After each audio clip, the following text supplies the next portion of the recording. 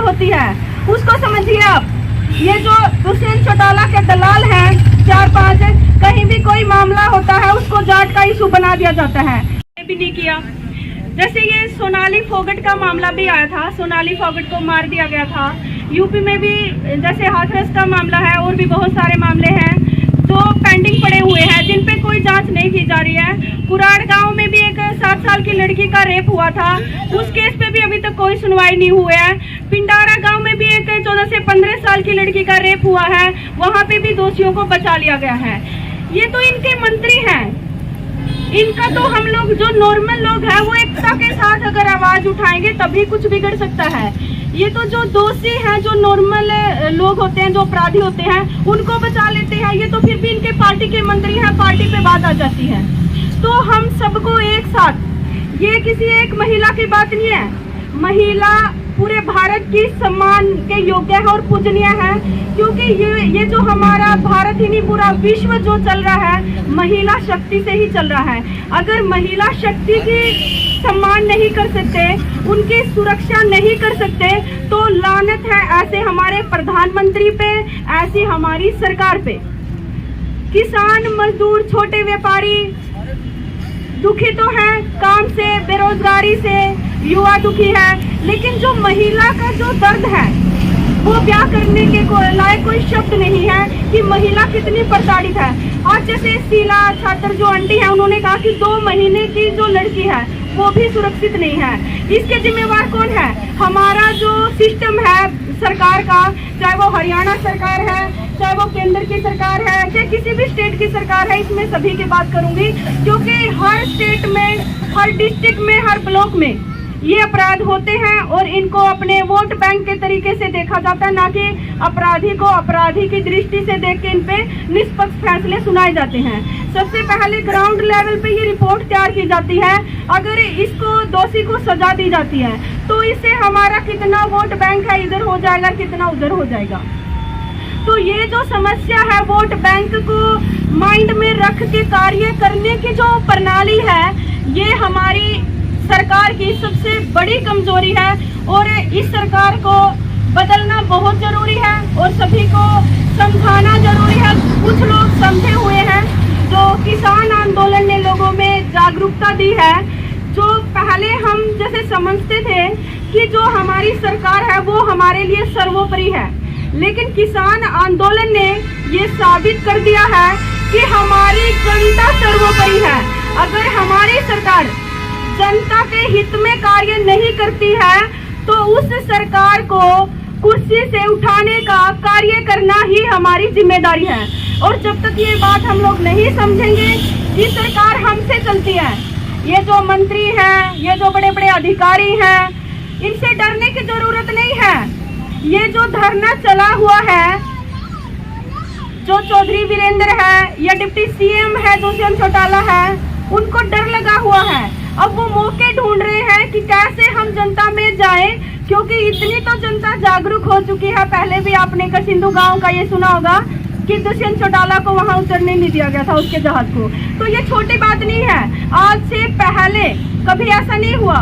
मतलब ऐसे मसीहा मानते थे इन मंत्रियों को, लेकिन इतना तो किसान आंदोलन से लोगों में जागृति आई है। हमारे मसीहा नहीं है ये मंत्री, हम इनके मसीहा हैं और ये इनको बताना होगा। और बताने का जो कार्य है वो किसी एक उचाना में नहीं चल रहा, वो भारत के हर कोने में, हर गांव में चल रहा है और इनको समझ में भी आ गया है। इसलिए ये जो उझाना गांव में एक प्रकरण था, जैसे 1984 में इंदिरा गांधी आवास योजना के तहत कुछ प्लाट रिक्वायर किए गए थे कि 100 गज के प्लाट दिए जाएं जिनके पास जमीन की कमी है, जो दलित वर्ग के लोग थे। तो उनको क्या किया कि 90 गज के प्लाट दे दिए गए और प्रत्येक व्यक्ति से 10 गज की जमीन को एक साथ इकट्ठा करके छोड़ दिया गया कि चाहे इस पे रविदास मंदिर बनाइए या अम्बेडकर भवन बनाइए, वो दलित समाज या एससी वर्ग के जो लोगों का फैसला वो उनका है, क्योंकि ये जमीन उनके प्लाट में से रखी हुई है। जब ये मामला पूरा जोर शोर से उठने लगा, हरियाणा सरकार के पैर हिलने लगे, तो इस मामले को जाट और नॉन जाट बना दिया गया, जो हमारे लिए चिंता का विषय है और हमें समझना भी पड़ेगा। बदनपुर जयपुर में जो किसानों की जमीन है बिना किसी लीगल नोटिस के हड़पने की कोशिश जो हरियाणा सरकार ने की थी, तो मेरी शिव किसान मोर्चा से भी ये अपील है, और नरवाना का जो शिव किसान मोर्चा है मैंने उनसे बात भी की थी और उनकी टीम वहां पहुंची भी थी। इस मामले में एक एग्रीमेंट दिया गया है और एसपी ने बयान भी दिया है कि ये जमीन 1984 में जो कॉलोनी के लिए रिक्वायर की गई थी उसी में से बची हुई जमीन है। इसमें गांव के किसी व्यक्ति का कोई रोल नहीं है। ये डायरेक्ट हरियाणा सरकार से लड़ाई है और सभी लोगों को समझाना भी जरूरी है। हमें आपस में नहीं लड़ना है, जाट नॉन जाट को नहीं लड़ना है। अगर हम ये जाट नॉन जाट की लड़ाई लड़ेंगे, जो हमारी असली लड़ाई है उस मुद्दे से भटक जाएंगे। ये हमें समझना भी पड़ेगा और जो ना समझ लोग हैं उनको समझाना भी पड़ेगा कि जाट नॉन जाट के नाम पे जो हरियाणा में राजनीति होती है उसको समझिए आप। ये जो दुष्यंत चौटाला के दलाल हैं 4-5, कहीं भी कोई मामला होता है उसको जाट का इशू बना दिया जाता है। हालांकि ये जाट की कोई लड़ाई है नहीं। मैं खुद इस मामले में इन्वॉल्व थी। ग्राउंड लेवल पे बिल्कुल पूरी रिपोर्ट चेक की गई है। प्रत्येक व्यक्ति को जिनके कॉलोनी कटी थी उनके 90 गज का प्लाट दिया गया है और 100 गज का देना था। तो इस बात से प्रूफ हो गया है कि ये गांव के किसी विशेष व्यक्ति के साथ लड़ाई नहीं है। इस मामले को जातिवादी ना बनाया जाए। और बात ये नहीं है कि अम्बेडकर साहब किसी विशेष व्यक्ति के थे या किसी विशेष जाति के थे। जो अब समाज सुधारक है या सामाजिक कार्य करता है, आज के टाइम में भी जो हमारे किसानों के बड़े बड़े लीडर हैं, क्या उनको आप बोल सकते हैं किसी एक विशेष जाति से हैं? अगर हम उनको किसी एक विशेष जाति से जोड़ते हैं, ये उनके ओहदा को छोटा करना है। अगर हम भगत सिंह को जाट समाज से जोड़ते हैं, ये उनके सम्मान को छोटा करना है, क्योंकि भगत सिंह पूरे भारतवर्ष की आजादी के लिए कुर्बानी दी थी। किसी एक विशेष जाति के लोगों को आजाद करवाने के लिए कुर्बानी नहीं दी थी। तो ये जागृति बहुत जरूरी है कि जब भी कोई मामला होता है उसको ग्राउंड लेवल पे चेक करके ही जो भी बातें करें और या जो भी आगे इन्फॉर्मेशन देनी हो तभी दी जाए, क्योंकि जब तक हमें मामला नहीं पता होगा तो हम जैसे जागरूक लोग अगर नॉन जाट या जाट की राजनीति में उलझेंगे तो हम अपने जो हमारा 2024 का जो हमारा एजेंडा है या जो हमारा उद्देश्य है तो वो कभी सफल नहीं हो पाएगा। क्योंकि बीजेपी सरकार का यूपी में आपने देखा होगा, ये हिंदू और मुस्लिम के नाम पे राजनीति करती है और हरियाणा में हिंदू मुस्लिम के नाम पे राजनीति हो नहीं सकती। तो यहाँ पे जाट नॉन जाट की लड़ाई करवा दी जाती है। तो ये जाट समाज एक ब्रांड बोल दिया जाता है और वाकई में इनको सैल्यूट है, मानना भी पड़ेगा, क्योंकि एक जाट है जो हरियाणा में किसान के रूप में अधिकतर कार्य करता है। सबसे ज्यादा अगर किसान है हरियाणा में वो जाट समाज के लोग हैं, जो पूरे हरियाणा के लोगों का पेट भरने का कार्य करते हैं और मजदूर के साथ कंधे से कंधा मिला के कार्य करते हैं। और कभी जाट समाज के जो लोग हैं कभी नॉन जाट के खिलाफ नहीं आते हैं। ये बिल्कुल मैंने ग्राउंड लेवल पे देखा है। खिलाफत में कौन आते हैं? जो मंत्रियों के दलाल हैं, और मंत्रियों के दलाल किसी एक जाति के नहीं हैं, वो हर जाति में मिलेंगे आपको और हर धर्म में भी आपको मिल जाएंगे। तो ये जो लड़ाई है इसको खत्म करना है और हमारा जो भाईचारा है गांव में उसको बरकरार रखना है और लोगों को समझाना है कि आपस में नॉन जाट के मामले पे या जाट के मामले पे ना लड़े। हमारी जो असली लड़ाई है प्रशासन के साथ, हरियाणा सरकार के साथ, भारत सरकार के साथ, उसको कायम रखें, ताकि हम अपनी रणनीति में जो हमारे किसान आंदोलन में भी हमारे किसान साथियों ने जो शहीद हुए हैं, उन्होंने अपना जो बलिदान दिया है वो जाट और नॉन जाट पे लड़ने के लिए नहीं दिया है। वो इस भारत में जो किसान और मजदूर का जो संघर्ष है, ये जो दशा है, उसको बदलने के लिए, इस सरकार को समझाने के लिए अपना बलिदान दिया है। तो इस चीज को समझना पड़ेगा।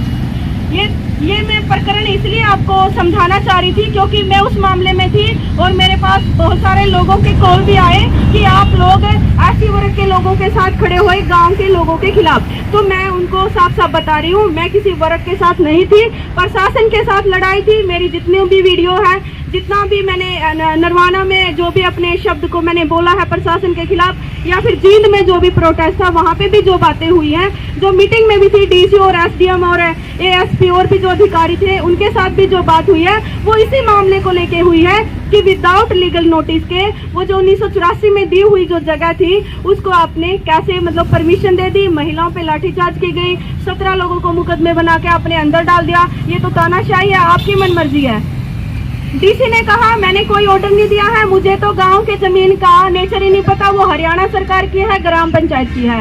इधर से एसडीएम नरवाना का बयान देता है कि ये जमीन को खाली करवाने का नोटिस डीसी ने दिया है। सबसे पहले तो ये अपने बयान में एक दूसरे को फंसाते हुए नजर आ रहे हैं। अब यहाँ पे मामला था एसडीएम का और उन पुलिस कर्मियों का जिन्होंने महिलाओं पे लाठीचार्ज की, और उन 2-4 दलालों का जिन्होंने एसडीएम के साथ मिलकर गांव के लोगों को दबाने की कोशिश की, कहीं वो फंस ना जाए, तो इसको एक जाट का मुद्दा बना दिया गया और इसको दबाने की कोशिश की गई।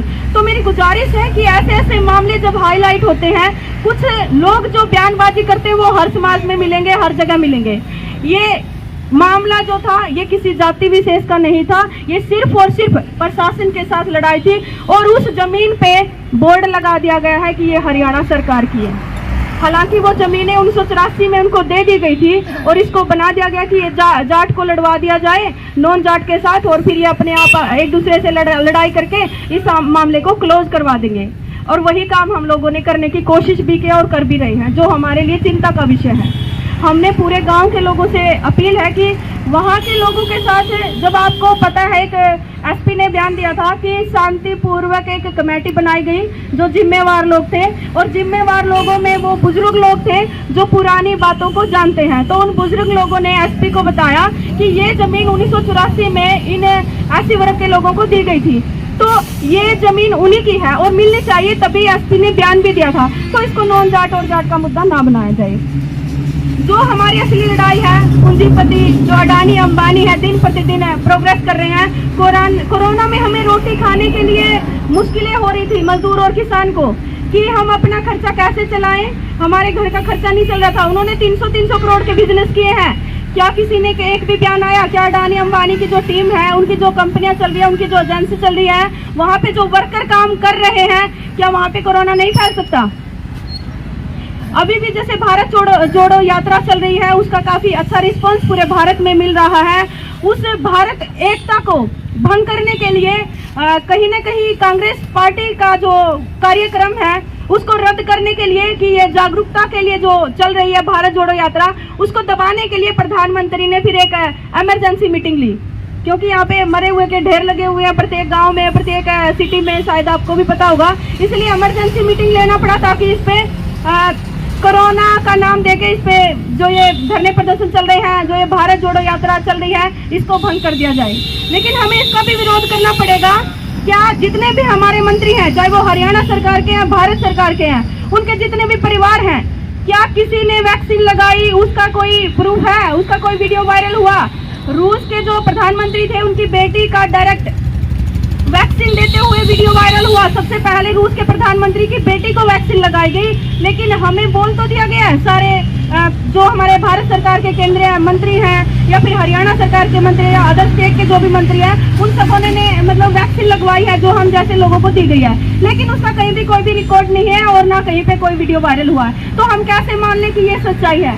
तो ये कोरोना के नाम पे हम लोगों को इनके खिलाफ जो धरना प्रदर्शन चल रहे हैं, इनके जो काले करतूत हैं, उनको जो पर्दा हटाने की जो लोगों के द्वारा कोशिश की जा रही है, ये उन लोगों को जो जागरूक लोग हैं घर में बंद करने का एक सिस्टम है। कोरोना कुछ नहीं है। सर्दी के टाइम में खांसी जुकाम पहले भी होते थे, अब भी होते हैं। जो भी लोग कोरोना से पीड़ित बताए गए, मेरे ही गांव में 1-2 लोगों को कोरोना हुआ था।